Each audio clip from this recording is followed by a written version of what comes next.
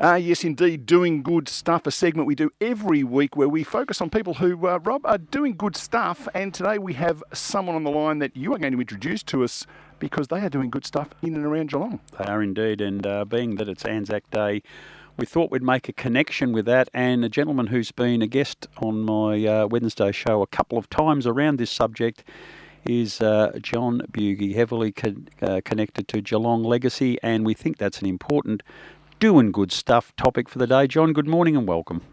Good morning to you, Rob and Neil. Thanks for joining us, John. Now, I guess the obvious question for people who are listening, what's legacy? Legacy was formed 103 years ago to look after war widows and their children, basically. And we've been going ever since. Geelong Legacy is the second oldest club. We had our centenary last year. Okay. We've been around a long time, and we've still got about 350 war widows in the Geelong area. So that would have been formed off the back of World War One. That would have been the rough timing? It was. Yep. It was formed by, everybody gives credit to Stan Savage, who was a First World War veteran, who brought it together. He was a very modest man, but everybody said it was without him it wouldn't have happened, legacy. Now, John, the tradition of Anzac Day has sort of ebbed and flowed over the years. I think at the moment it's probably really embraced by the community, young and old, and I think that's quite fantastic. Through that period of 100 years, the role and the way legacy is viewed by the public, have there been variations, and how is it going now compared to probably heady days either side of the Second World War? Obviously now we don't have the profile we did probably 20 years ago. Because of the Second World War veterans, there's only 700 left, I believe.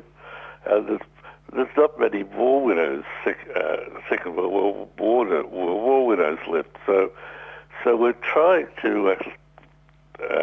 So we've kind of lost contact with the families of that, and we've. So the young people of today don't know a lot about legacy, basically. Is it something that you think your organisation might be able to get back onto the profile, maybe even in the school system? Because I think that youngsters know well about Anzac Day and the importance of it, even Remembrance Day, but where legacy fits into that, do you think it's something that we should talk about more? We should. We mainly go through sporting clubs. Like today I'm presenting 2 medals for the best on ground at the Drysdale Port Arlington Anzac match, and a medal to the netball team, best on ground. It's called the Pennell Medal, so named after our first president. And things like that. We have a lot of bowls clubs, but most of the bowlers know about legacy. We shouldn't be reaching out to younger sporting groups.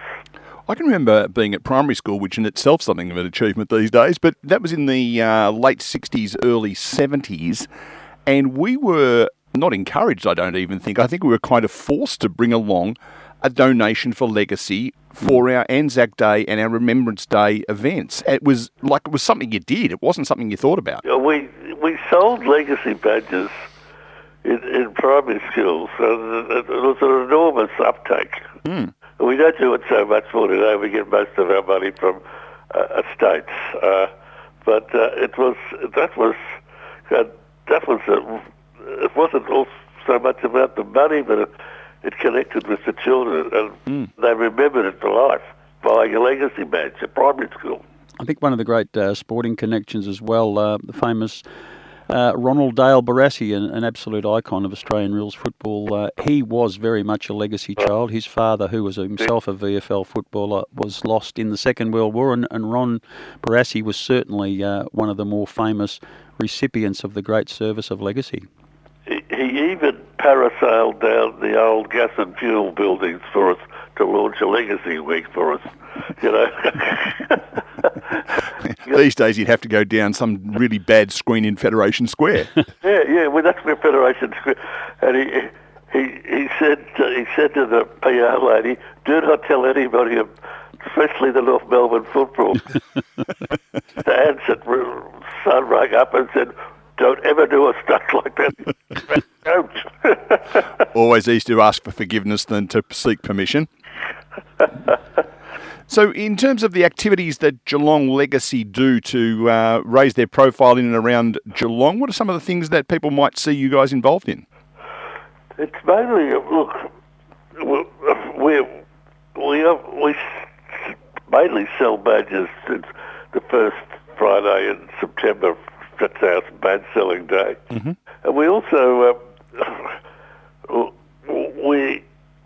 I can tell you now, we don't have a lot of junior legatees. Junior legatees are children of returned soldiers who passed on. But I can tell you now, I'm so proud to announce this, that every junior legatee that will have their HEX fees paid for. Wow, that is extraordinary. We're talking 6 figures. Absolutely, that is extraordinary.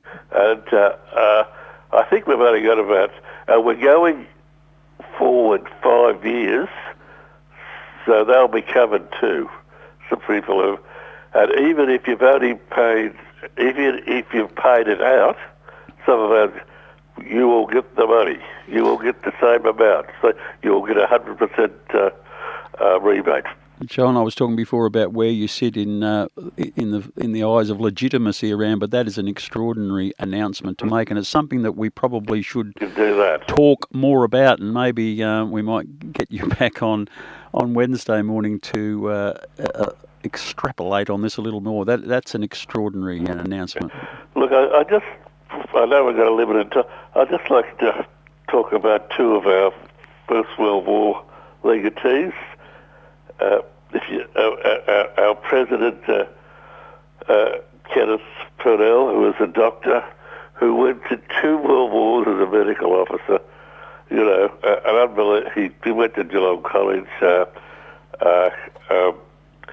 He was an unbelievable. He won a military cross on no man's land.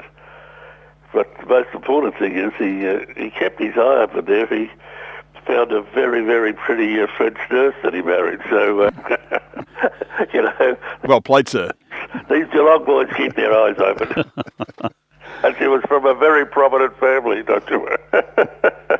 And he was also an honorary doctor from the Geelong Port Authority and the Geelong Jail, and done a million things. So, but the second one I like to talk about was our first treasurer, Rupert Moon, VC. I've got a connection with Rupert. He won a VC at Bullen Court in the second battle, and my great-nephew was killed in that battle. The day he died, Rupert won a VC. He charged the Hindenburg line and breached the Hindenburg line, took out 2 concrete machine gun posts and captured 400 prisoners. Not a bad day's work, John. And what did he do Tuesday? What's that? What did he do the next day? Well, when he got there, Rupert was not a very tall man, and he had very boyish looks. And when he got there, I think Pompey Elliott, he said, the troops won't follow him out of the trenches. He looks like a kid. It's a curse that Rob deals with all the time with his boyish looks. Hey, John, we better get moving, but there's some important information that we need to tell people, and that is that Geelong Legacy there's an office in Belmont, but if you need to contact Legacy, 5229 5702, or you can call, this is an easy one to remember, Rob, for donations, 1-800-LEGACY. That's easy. That's easy. Yeah, and the website is legacy.com.au. And thanks to Neil and you, Rob, for... it's a pleasure, John. I love what you do. We should talk about it more, and it's a great opportunity to combine Anzac Day with the segment that we do to support people who do good stuff. And you personally and your organisation have been outstanding. So well done to you, and best wishes, and I'll be in touch again soon. Good on you. There he is, John Bugge from Geelong Legacy. Thanks, John.